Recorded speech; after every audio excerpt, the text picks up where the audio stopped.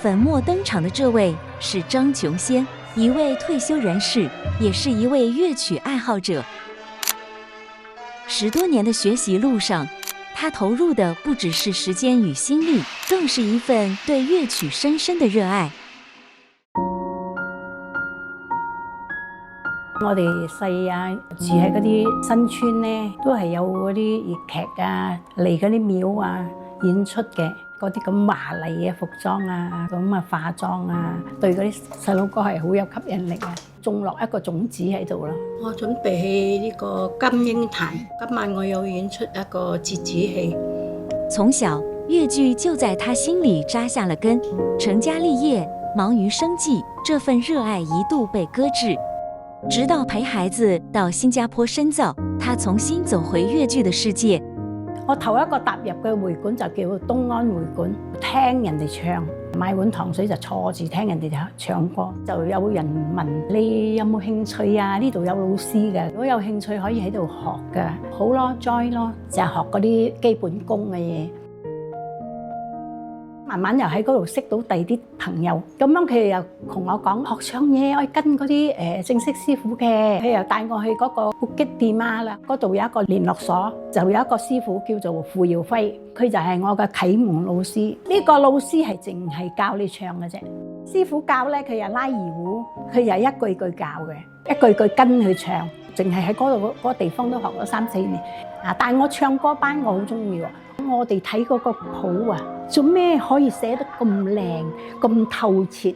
所以我唱歌係好有感情嘅，因為我係唱咗好耐，最少都有5年啦，先嚟學做戲嘅。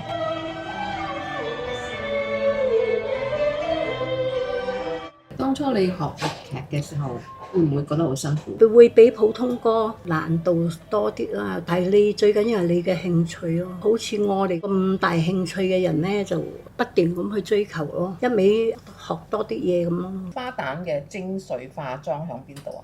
最緊要係個眼咯，個眼係化到可以會比起會講話，基本嘅嘢係教咗你咯。但係咧，點樣要畫到你自己嘅眼有神咧，比較靚啊，都係要靠自己研究。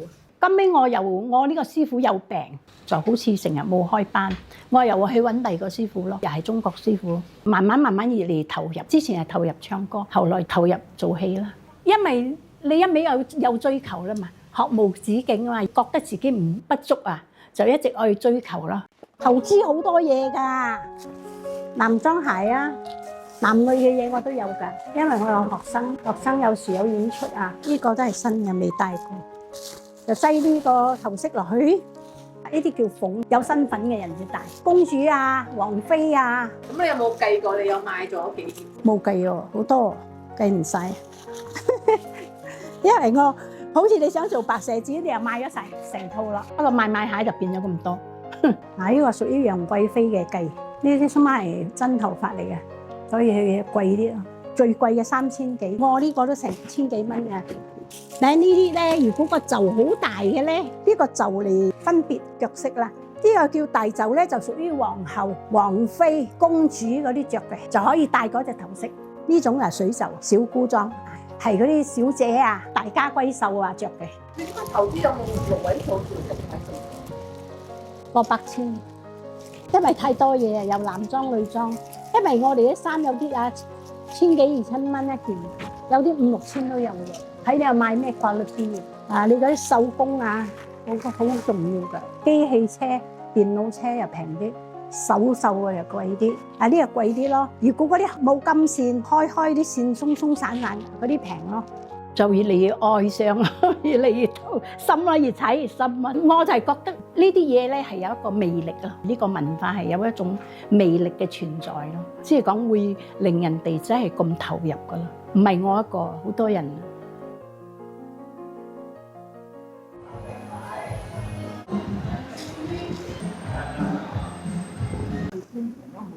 所以呢個就係勒緊咗嘅，我哋叫勒頭、戚眉啊，拉上就會痛咯，係嘛？唔慣咪痛咯，慣咗 OK。咩唔慣係要嘔嗰啲啊？覺得我已經攞個紙落呢就係嘔啦，講得緊個頭。咁俾心機去研究，佢俾到咩樂趣你咧？滿足感咯，滿足自己咯。你係一種愛好嚟嘅，但係你對呢樣嘢有熱誠啊嘛。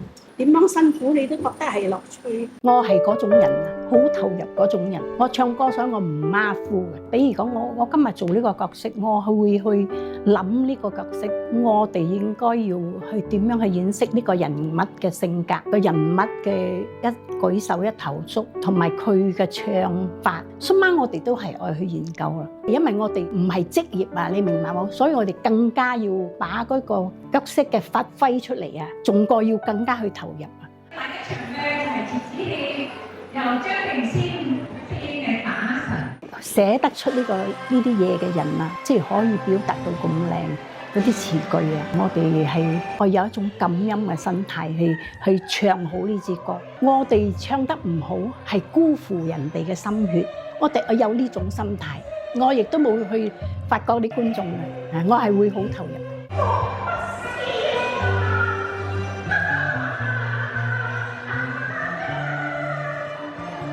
因為依家已經好少嗰啲戲班咗嘛，依家啲細路哥唔會去睇到呢樣嘢，所以我教細路哥我都冇收費嘅，希望盡量自己學咗嘅嘢去推廣，呢個係我哋老祖宗傳落嚟嘅文化，我哋唔可以失傳。我係古老人，我讀古老師，所以我有咁嘅思想，我哋有一個責任去推廣去俾嗰啲細路哥佢。有冇興趣係另外一回事。首先我哋要種到一個苗喺佢身上，發唔發芽冇得講。即係講我哋希望我哋撒多啲種子，希望將來有一啲苗子係會發芽。屬於我哋咁嘅年齡咗，唔使為兒女操心。呢個係我哋嘅黃金時間。我哋剩翻係好彩啲係20年，唔好彩就10年。我哋要盡量去用我哋自己呢個10年或者20年去做我哋自己最中意嘅嘢，無憾啊，冇遺憾咗呢個人生。